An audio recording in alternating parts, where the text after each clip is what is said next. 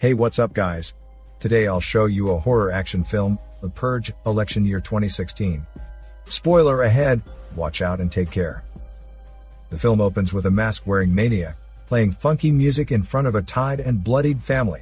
The masked man asks the mother of the family whom to spare in today's purge. The scene then cuts to 18 years later, showing news about the current events of the film.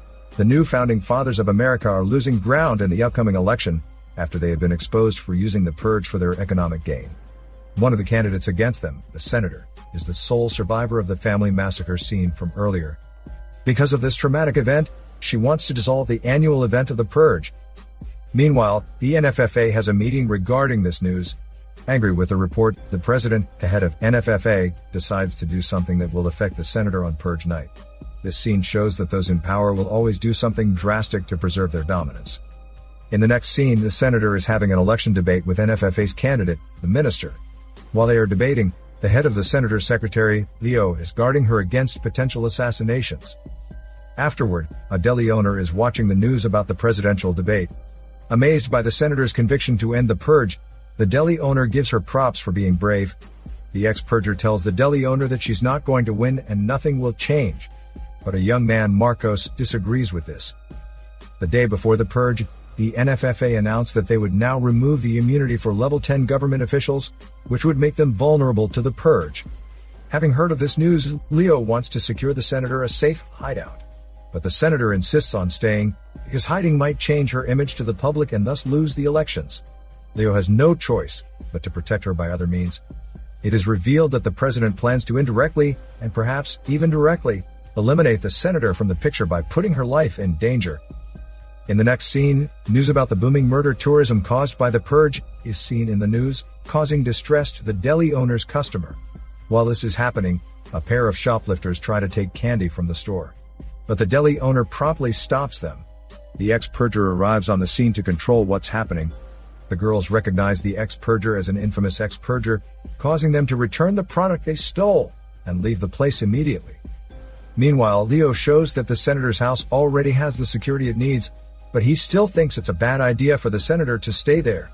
Afterward, the deli owner receives a call from the insurance company, telling him that they are raising his store's rates, something that the deli owner cannot pay immediately on the day before the purge. Because of this, the deli owner will lose the store's protection from the purge. With no other choice, the deli owner decides to protect his business on purge night. 12 minutes before the annual purge, Leo is giving the finishing touches for the senator's security. Meanwhile, the deli owner prepares his guns on the roof of his store. The ex-purger, on the other hand, rides an ambulance. After a brief announcement, a siren sounds off, commencing the purge. As the purge begins, the senator privately talks with Leo about his reason for applying as her security head. Leo tells her that he wants the purge gone after his son was killed by that. Leo then tells her that she is making it hard for him to protect her, and the senator replies that she always needs to take a risk for the country's sake. Outside, the ex-purger and her friend are roaming around the city to help those who need it. While wandering around, they see the chaos caused by the purge. They are then stopped by a woman screaming for help.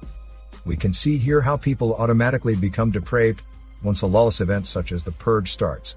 It really makes you wonder about humanity. Meanwhile, the deli owner waits for any purger, almost shooting Marcos in the process.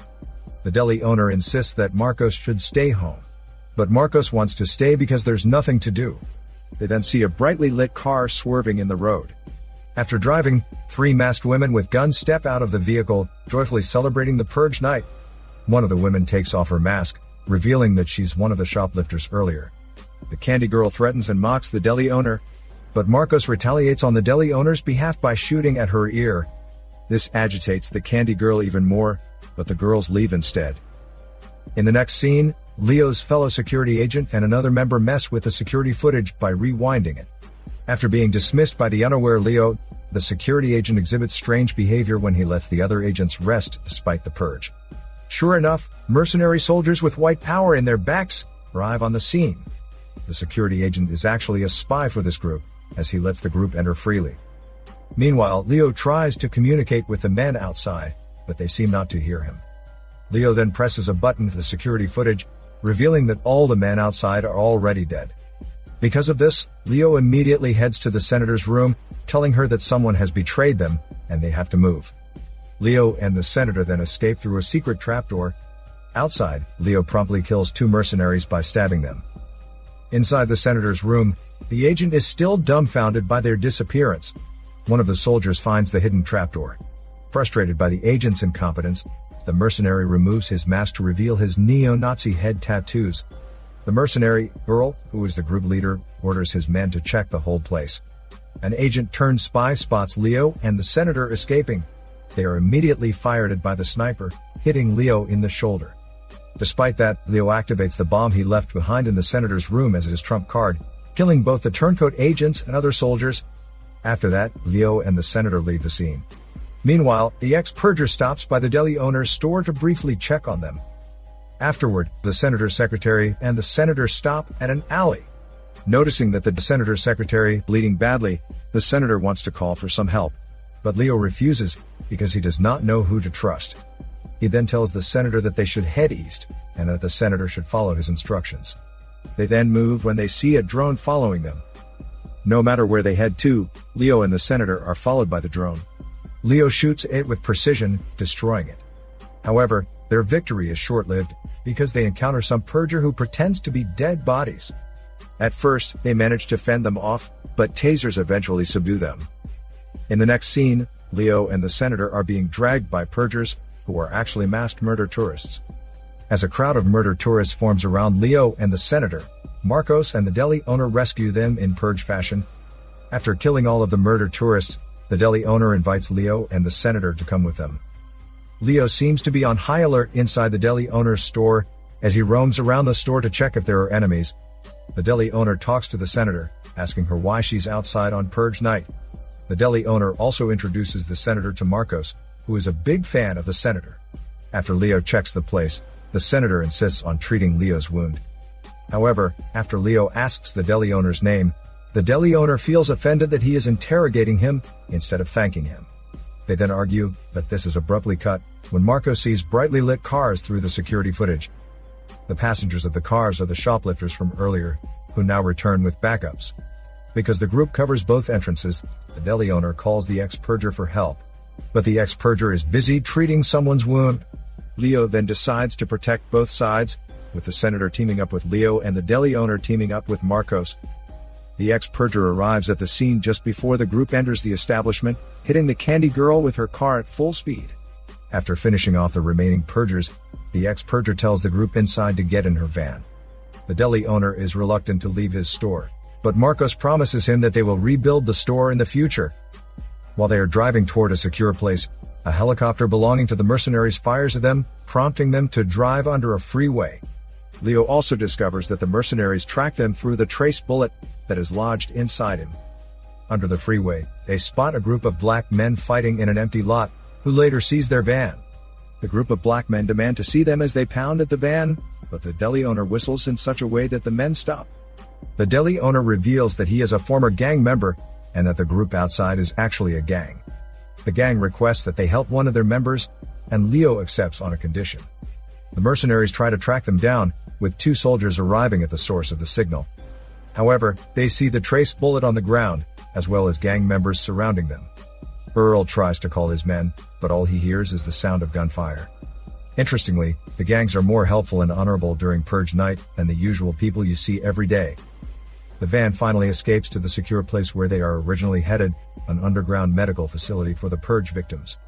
They see a famous resistance fighter, short-named the Fighter, who shows them around what he calls the safe zone. Meanwhile, a frustrated Earl wants to search for all the security footage around the city to find the van. While inside the underground facility, the deli owner still wants to return to his store. Despite being against it, the ex-purger decides to drive him back. While this is happening, Leo decides to snoop around, because he thinks something's fishy. He heads directly to a room, where he threatens the men inside. But the senator and another man walk in, stopping the whole thing. The senator, however, sees what's inside the room, revealing that these men are planning to assassinate the minister tonight via the underground tunnels.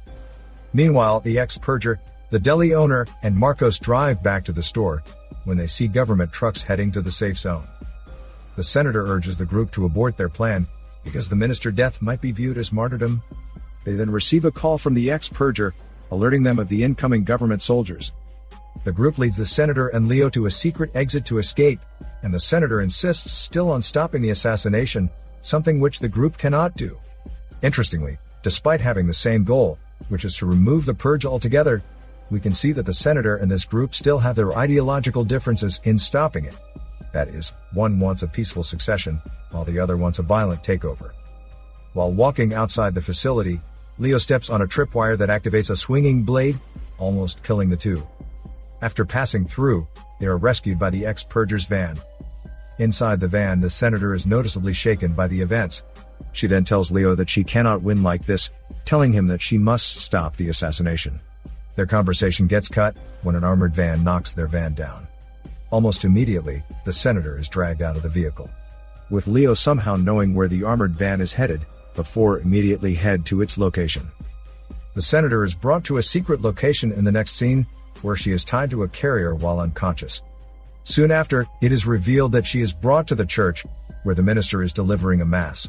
Meanwhile, Leo heads to the tunnels where the resistance fighters are currently preparing. He then informs the fighter that it's not an assassination plot anymore, but a rescue mission. The senator witnesses the execution of an addict in front of the people in the church, with the minister treating it as a sort of sacrifice. After the killing has ended, it is now the senator's turn to be killed. When the minister reveals the senator in front of the audience joyfully cheers.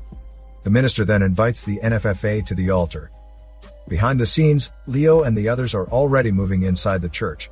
Just as the president is about to slit the senator's throat, Marcos expertly shoots the president in the head. Because of this, the mass falls into a fierce gunfight. However, the minister manages to escape. The senator thanks Leo and the three for rescuing her. However, she also urges the fighter to stop his assassination plot against the minister, but the fighter does not listen. The fighter and his men head straight to where the minister is hiding.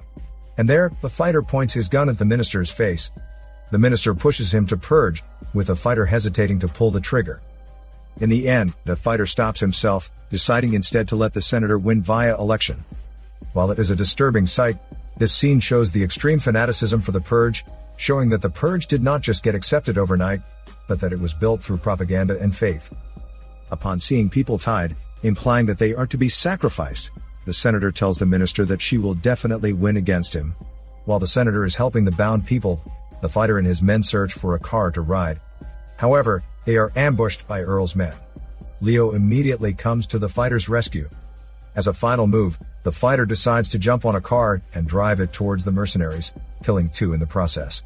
But the fighter also dies as a result. Because he's the only one left, Earl decides to have a knife fight with Leo. After a bloody melee between them, Leo wins the battle eventually. Inside, the minister's right-hand man enters and shoots at them, killing the deli owner before dying himself. The film jumps to 2 months later, where the senator officially wins the presidential elections. Marcos happily watches the news while painting the store's walls. He then informs the ex-purger that it's a landslide win for the senator. The film ends with a voiceover of a news report, detailing the violent reactions of NFFA supporters. This is Daniel CC Movie Channel. Peace out.